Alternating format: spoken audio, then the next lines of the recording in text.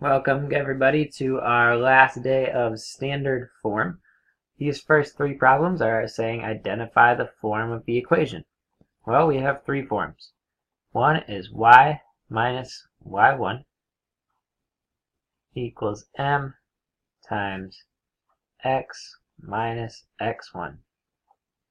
This is point slope form. Then we have y equals mx plus b. This is slope intercept form. And then we have ax plus by equals c, and that is standard form. So we need to look and see which of these looks like those three equations. Well, here I have x and y on the same side, which is the same as ax plus by equals c. So the first one is standard. Here we have a y1 and an x1 and an m. So this is our slope intercept, or sorry, it's not slope intercept, point slope form.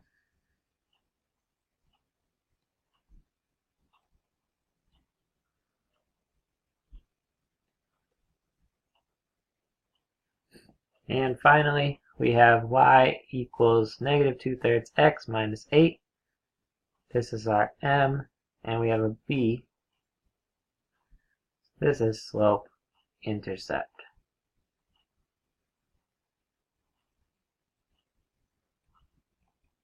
form. Alright, let's go to the next one. Calculate the slope. Well, we're going to do our rise over our run. We're going from 1, 1 to 2, negative 2. Going down 1, 2, 3. So a negative 3 over 1. So our slope is negative 3 over 1, or negative 3. Write an equation in point slope form. So I'm just going to pick one of these points. I'm going to pick 1, 1. And I'm writing this equation y minus y1 equals m times x minus x1. The point I said that I'm going to use is 1, 1. So 1 is going to be our x1, the other one will be our y1.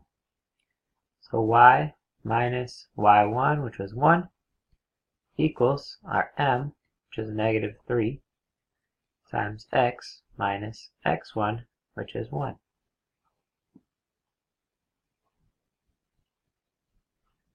Next problem says rewrite the equation in slope-intercept form. So we have y minus 1 equals negative 3 times x minus 1. What we need to do is we need to distribute this 3, or negative 3. So I'm going to multiply it by x and negative 1. We get y minus 1 equals negative 3x plus 3.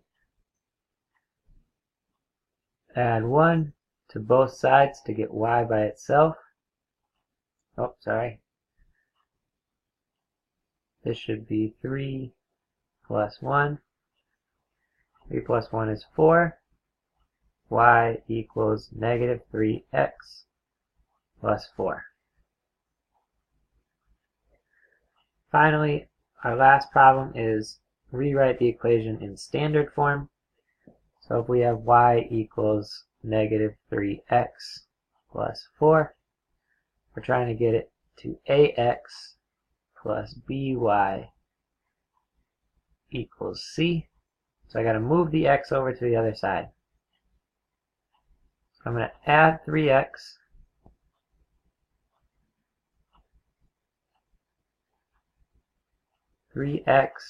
plus y equals 4. This is our equation in standard form. Alright, I'm going to jump to this problem. It says your class is going on a field trip. You can travel in small and large vans. A small van holds 8 people, and a large van holds 12 people. It says your class could fit or fill 15 small vans and 2 large vans. So what we need to do is write an equation in standard form that models the possible combinations of small vans and large vans that your class could fit. So in standard form, we're looking for AX plus BY equals C. We know that a small van can fit 8 people, so I'm going to put 8S, plus a large van, so I'm going to put L, can hold 12 people, but we don't know what C is. Well, we do know that our class could fit in 15 small vans and 2 large vans. So what we need to do is multiply and figure out what our total class number is. So we have 15 small vans, and they can each hold 8. Then I'm going to add 2 large vans, and they can each hold 12. So we got to do this problem to figure out how much we have. 15 times 8 gives us 120. 12 times 2 gives us 24. So 120 plus 24 gives us 144. So our total is 144 then. We have 8S plus 12L equals 144. Now this says to graph the equation. How we graph this equation is we got to find the x-intercept and the y-intercept. So when we find the x-intercept, that means that y equals 0. Or in this case, we're going to have L equals 0. So we have 8S plus 12 times 0 equals 144. Now 12 times 0 is 0, so I don't need that anymore. All I have is 8S equals 144. So divide by 8, and S equals 144 divided by 8 gives us 18. So our S equals 18. So this is going to be our S. This is the small vans. Because instead of X, we put in S, so it's on the X-axis. So what we're going to do is go up by, let's say, 3s. So 3, 6, 9, 12, 15, 18, 21. Our x-intercept is at 18. So that's our first point. Then we got to find our y-intercept.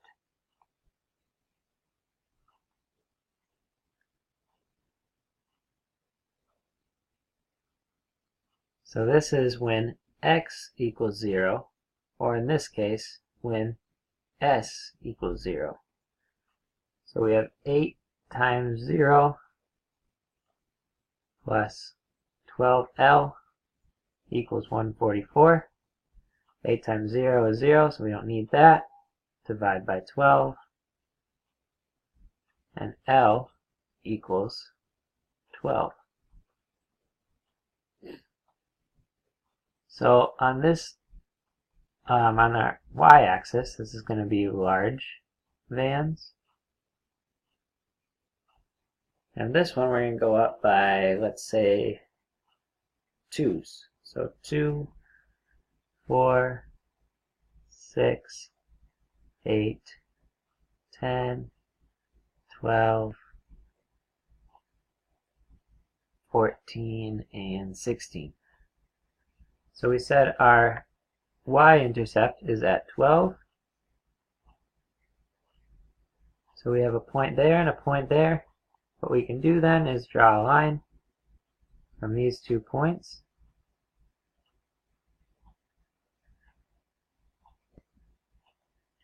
Now it says list several possible combinations. Well, we got to look to see where we have some points. Here's one. We have one where it says 15 small and 2 large. That's the same as what we set up here, 15 small and 2 large.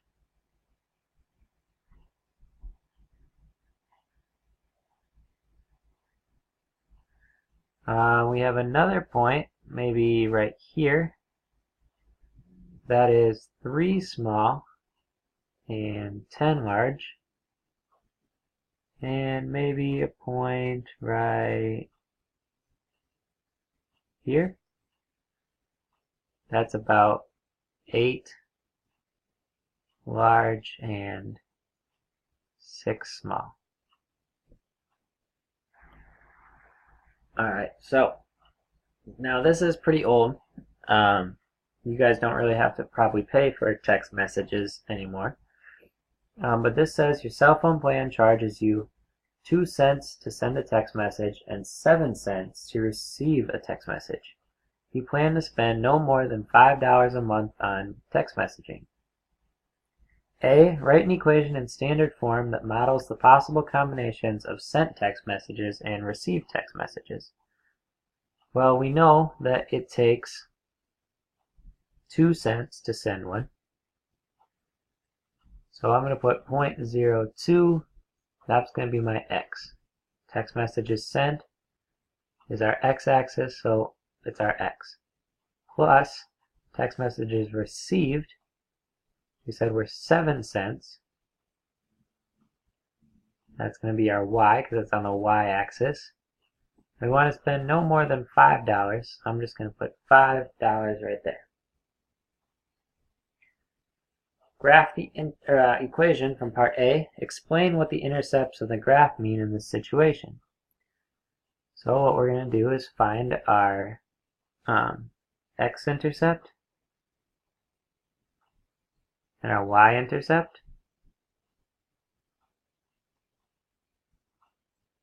So the x-intercept is 1, y equals 0. So we have 0.02x. Now when we multiply 0.07 times 0, that equals 0, so we don't need that anymore. So what we can do then is divide by 0.02.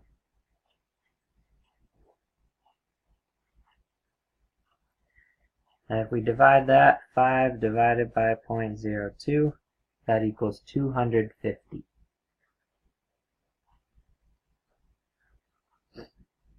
So the x-intercept is 250, which is right there on the x-axis. The y-intercept then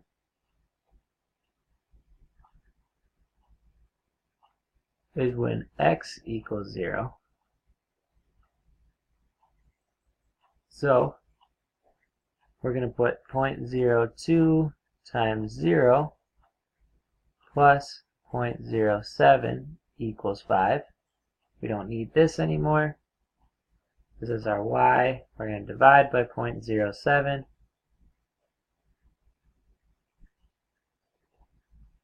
So 5 divided by 0.07 gives us about 71.4.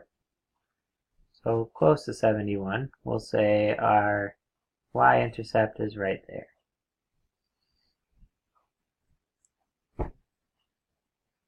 So what this means is that I can receive about 71 text messages before I use my $5. Here, it means I can send about 250 text messages before I use my $5. Anything more than that would make me go over the $5 limit that I set for myself. So now we can connect these.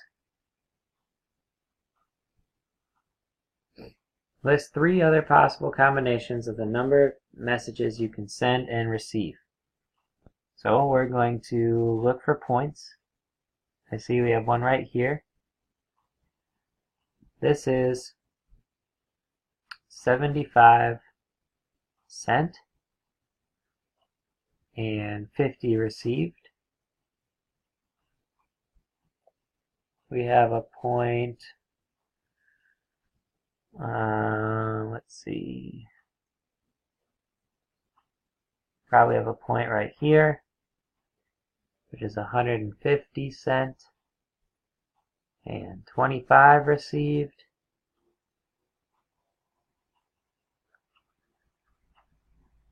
And it looks like those are all our points, so we can kind of make one up here. Let's say right here.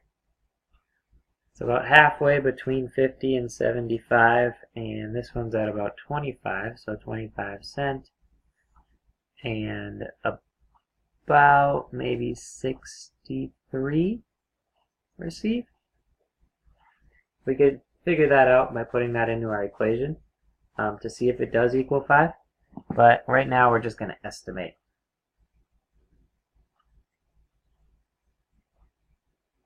Alright, your homework is a worksheet. Once you're finished with your notes, you can start on this.